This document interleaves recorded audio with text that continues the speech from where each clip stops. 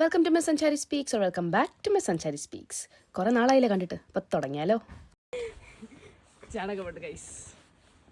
U see have blue eyeliner. എനിക്കിങ്ങനെ പലപ്പോഴും തോന്നാറുണ്ട്, എനിക്ക് ഈ നീല കളറിൽ ആരെങ്കിലും കൈവിഷം തന്നിട്ടുണ്ടോ എന്ന്. കാരണം എനിക്ക് എൻ്റെ ചുറ്റുമുള്ളതെല്ലാം നീല കളറായിരിക്കണം. എൻ്റെ 25ാമത്തെ വയസ്സിൽ എനിക്കെൻ്റെ ഡാഡിക്കുൾ വാങ്ങി തന്ന ഗിഫ്റ്റാണ് ഈ സ്കേറ്റ് ബോർഡ്. എനിക്ക് ഈ സ്കേറ്റ് ബോർഡിൻ്റെ കമ്പം എവിടെ നിന്നാണ് തുടങ്ങിയെന്ന് വെച്ചാൽ, പണ്ട് 2021 തോന്നുന്നു, ഞാൻ ആർമിയുടെ എക്സാമിന് പ്രിപ്പയർ ചെയ്തുകൊണ്ടിരിക്കുമ്പം അവിടെ കൂടെ പഠിക്കാൻ വന്ന പിള്ളേർ ഇങ്ങനെ സ്കേറ്റ് ബോർഡായിട്ട് വന്നായിരുന്നു.